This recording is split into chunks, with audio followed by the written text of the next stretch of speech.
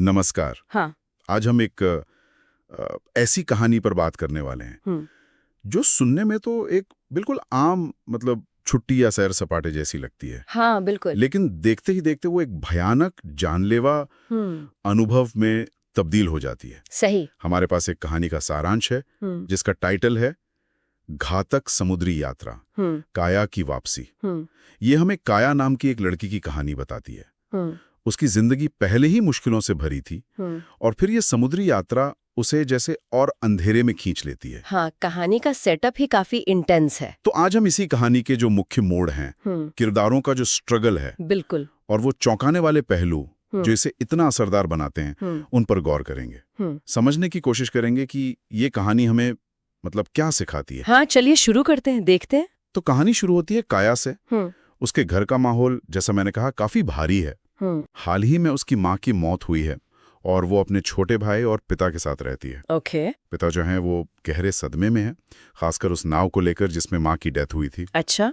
वो उसे ठीक करने में लगे रहते हैं, शायद दुख भुलाने की कोशिश, पता नहीं, पर वो नाव बार बार उन्हें उस हादसे की याद दिलाती है। हाँ, ये एक तरह का कोपिंग मैकेनिज्म हो सकता है, पर साथ ही एक कांस्टेंट रिमाइंडर भी। बिल्कुल।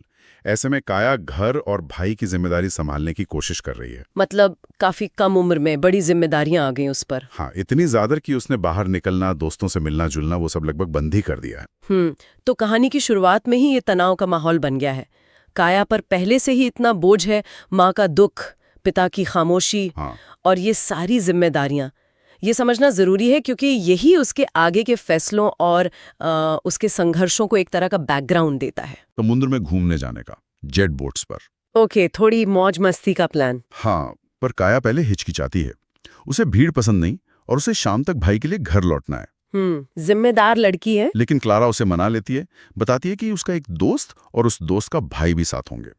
वो व्लॉगर हैं, तो मतलब माहौल मजेदार रहेगा। अच्छा, पीयर प्रेशर और थोड़ा फन का लालच। हाँ, पास के एक द्वीप तक जाने और सूर्यास्त से पहले लौटने का वादा। काया मान जाती है। ये एक क्लासिक सिचुएशन है ना?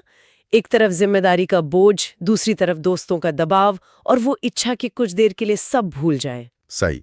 कहानी इशारा करती है कि बाद में क्लारा के दोस्त ने शायद काया को इम्प्रेस करने के चक्कर में जेट बोट की रफ्तार काफी तेज कर दी। ओह, रोमांच की तलाश अक्सर लापरवाही को दावत देती है, और यहीं से मतलब चीजें बिगड़नी शुरू होती है। और बिगड़ती भी हैं, वो भी भयानक रूप से।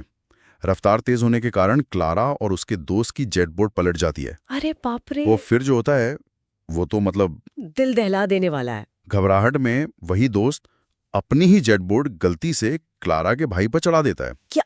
ओ गॉड! हाँ, वो लड़का बुरी तरह घायल होता है, बेहोश हो जाता है और फिर डूबकर मर जाता है। भगवान, ये तो बहुत ही भयानक है।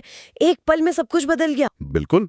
और इस अफरा तफरी में उस दोस्त की अपनी जेट बोट भी पलट जाती है और वो खुद भी घायल हो जाता है। अच्छा, तो अब मतलब सीन ये है कि क्लारा का भाई मर चुका है। हाँ, उसका दोस्त घायल है। हाँ, काया और क्लारा सदमे में हैं। हाँ, दोनों बोट्स का फ्यूल भी बह चुका है। वो समुद्र के बीचों बीच फंस गए हैं पूरी तरह से। और जैसे ये काफी नहीं था, उन्हें पानी में एक शार्क तैरती हुई दिखाई देती है। शार्क भी? हाँ, ओहो, मतलब खतरा और बढ़ गया। हाँ, खुले समुद्र में बिना किसी सहारे के अब शार्क का खतरा भी। मदद का इंतजार करने के सिवा कोई चारा ही नहीं बचा था उनके पास। ये स्थिति दिखाती है कि कैसे एक छोटी सी लापरवाही, एक गलत फैसला हालात को कितनी तेजी से बद से बदतर बना सकता है। हाँ, वो जो रोमांच की तलाश थी, अब वो जान बचाने की जद्दोजहद बन चुकी थी। तभी उन्हें दूर एक नाव नजर आती है, उम्मीद की किरण। चलो, कुछ तो राहत। नाव का कैप्टन रे उन्हें देखता है और तेजी से उनकी तरफ आता है। मतलब वो उन्हें मुसीबत में देखकर मदद के लिए आगे बढ़ता है। एक बचाव करता। रे एक एक करके तीनों को, काया, क्लारा और वो घायल दोस्त, अपनी नाव पर खींच लेता है। ओके। वो उन्हें दिलासा देता है, कहता है कि अब वो सुरक्षित हैं। घायल दोस्त की हालत बहुत नाजुक थी, काफी खून बह चुका था। रे उसे आराम से लिटाता है। ठीक है, यहाँ तक तो सब ठीक लग रहा है। क्लारा थोड़ी देर के लिए वॉशरूम जाती है। सब कुछ सामान्य लगता है, लेकिन कहानी बताती है कि रे का व्यवहार थोड़ा अजीब था। अजीब? कैसे? वो बार बार काया को घूर रहा था। यहाँ एक अनजाना सा खतरा महसूस होने लगता है जिसे किरदार शायद उस वक्त समझ नहीं पाए। ओह, और यहीं कहानी का रुख पूरी तरह बदल जाता है ना? बिल्कुल। जिसे वो अपना रक्षक समझ रहे थे, वो असल में शिकारी था। ये कहानी का एक बहुत अहम मोड़ है। हाँ, ये दिखाता है कि खतरा कई बार मदद के नकाब में छुपा होता है। जब क्लारा वॉशरूम से देर तक नहीं लौटती तो काया उसे देखने जाती है। वो देखती है कि रे रुई पे कोई केमिकल डाल रहा है। काया को लगता है शायद घायल दोस्त के लिए होगा। हाँ, नॉर्मल है सोचना। लेकिन रे अचानक वही केमिकल काया के मुंह पर लगा देता है और वो बेहोश हो जाती है। क्या? सीधा बेहोश कर दिया? हाँ, रे का असली चेहरा सामने आ जाता है। उसने क्लारा को भी शायद पहले ही बेहोश कर दिया था। अरे यार, और दिलचस्प बात यह है कि उसने घायल दोस्त को वहीं छोड़ दिया। शायद इसलिए कि वो लड़का था या घायल था और उसके किसी काम का नहीं था। हाँ, मतलब आगे पता चलेगा। हाँ। रे दोनों लड़कियों को बेहोशी की हालत में जहाज के पिछले हिस्से में बने एक कंटेनर में फेंक देता है। कंटेनर में? हाँ।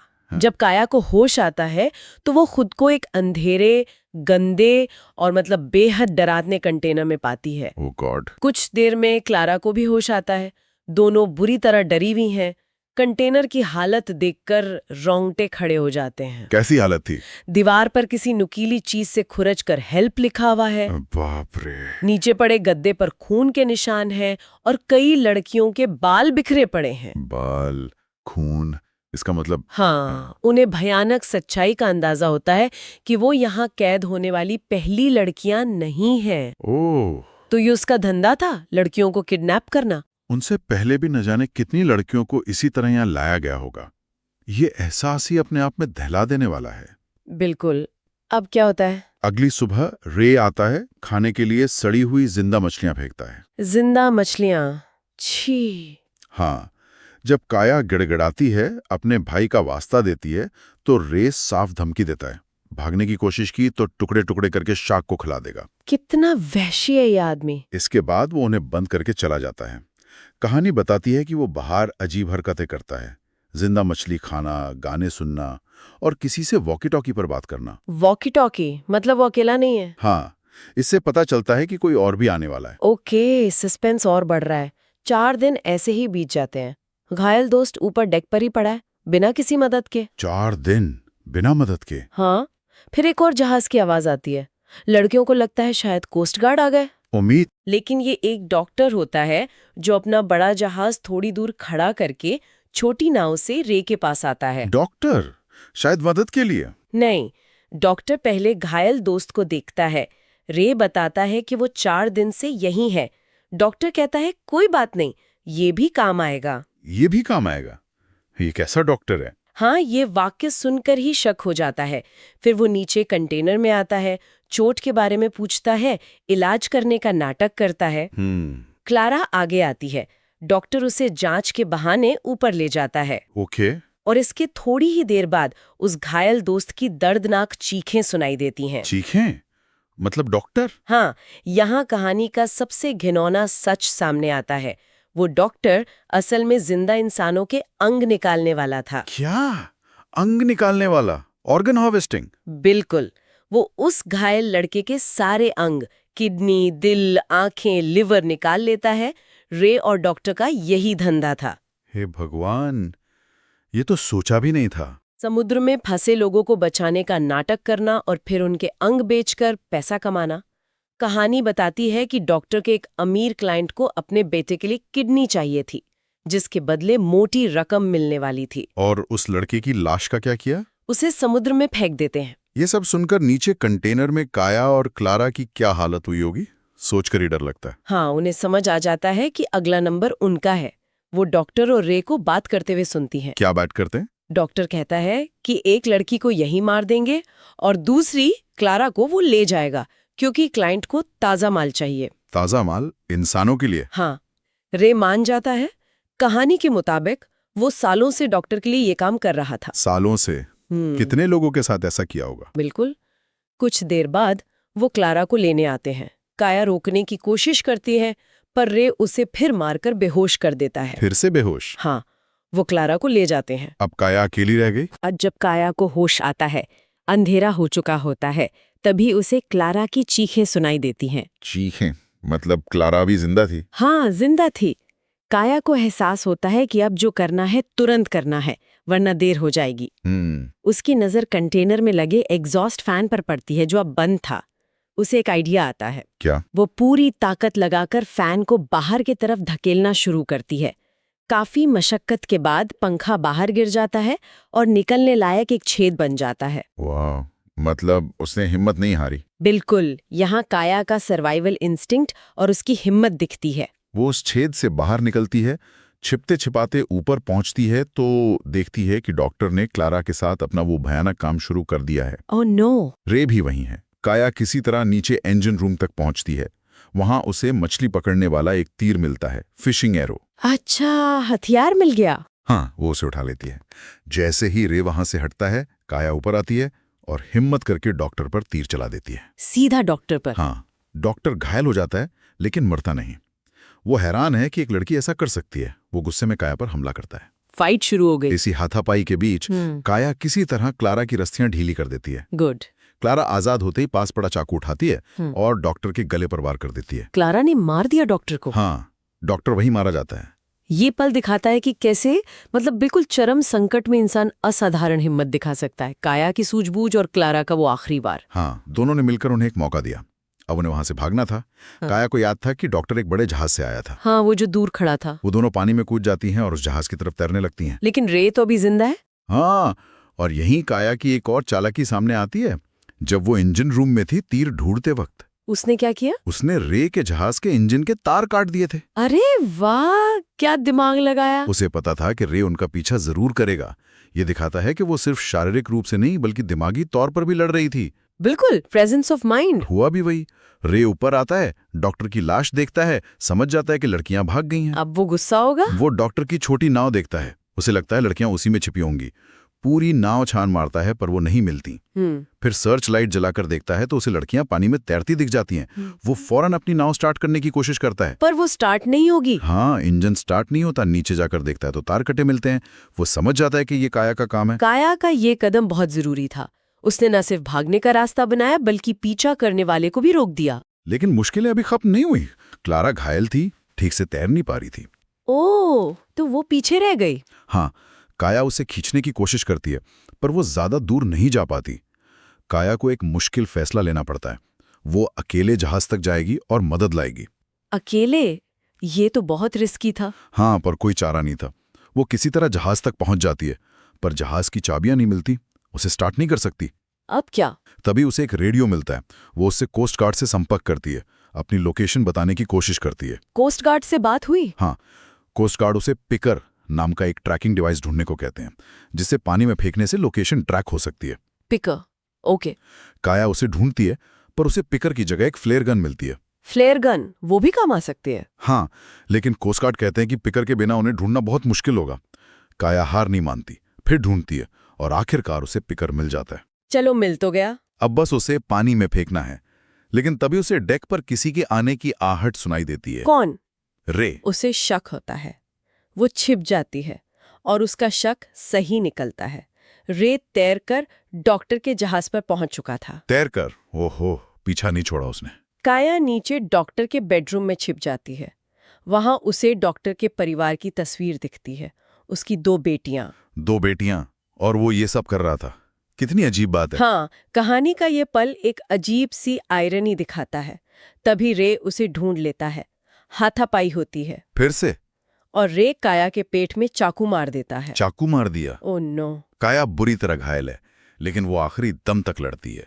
वो रे को अपनी तरफ खींचने का नाटक करती है और जैसे ही वो पास आता है काया उसके चेहरे पर फ्लेयर गन चला देती है। फ्लेयर गन चेहरे पर? हाँ, रे तड़पता हुआ वहीं मर जाता है। आखिर में काया ने उसे मार ही दिया। हाँ, लेकिन काया दर्द से बेहाल है।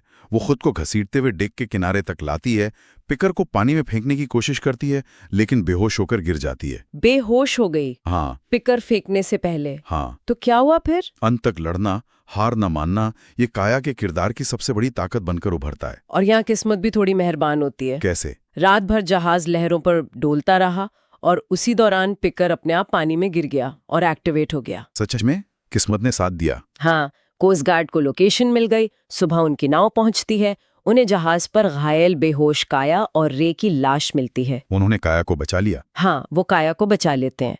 और तभी जैसे ही वो निकलने वाले होते हैं उन्हें समुंदर में क्लारा तैरती हुई दिखती है। क्लारा भी मिल गई? वो जिंदा थी? हाँ, वो भी जिंदा थी। शायद रात भर किसी तरह खुद को बचाए रखा। कोस्ट गार्ड उसे भी बचा लेते हैं। चलो आखिर में दोनों बच गई। हाँ, दोनों दोस्त बच तो जाती हैं। उन्हें किनारे लाया जाता है।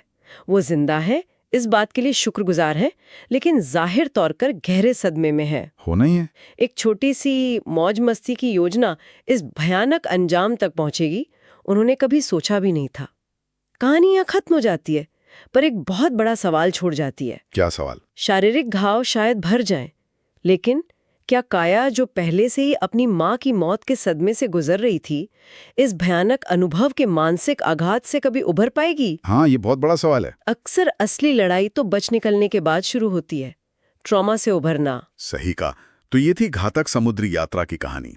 कैसे थोड़ी सी लापरवाही, रोमांच के एक पल की चाहत, हाँ, और फिर मदद के भेष में आया खतरा एक बुरे सपने में बदल गया। बिल्कुल। हमने देखा कि कैसे किरदारों को ऐसी परिस्थितियों में डाला गया जहां हर पल जान का खतरा था, कैसे भरोसे को बेरहमी से तोड़ा गया, और कैसे आखिर में इंसान की जीने की इच्छा और असाधारण हिम्मत उसे लड़ने की ताकत देती है। इस कहानी में जो बात मुझे सबसे ज्यादा सोचने पे मजबूर करती है वो ये है कि सबसे बड़ा खतरा वहीं से आया जहां से मदद की उम्मीद थी। हाँ, रे का किरदार। हाँ, रे का किरदार दिखाता है कि बुराई कई बार कितने साधारण नकाब के पीछे छिपी हो सकती है। ये हमें सिखाता है कि आंख बंद करके भरोसा करना कितना खतरनाक हो सकता है, खासकर मुश्किल हालात में। बिल्कुल सही। और ये हमें इस गहरे सवाल के साथ छोड़ जाता है कि इंसान खुद को बचाने के लिए किस हद तक जा सकता है। हाँ, और क्या शारीरिक रूप से बच जाना ही काफी है? शायद असली चुनौती तो उन यादों और उस डर से उभरने की है जो ऐसे अनुभव पीछे छोड़ जाते हैं। सही कहा। यकीनन इस पर सोचने के लिए बहुत कुछ है।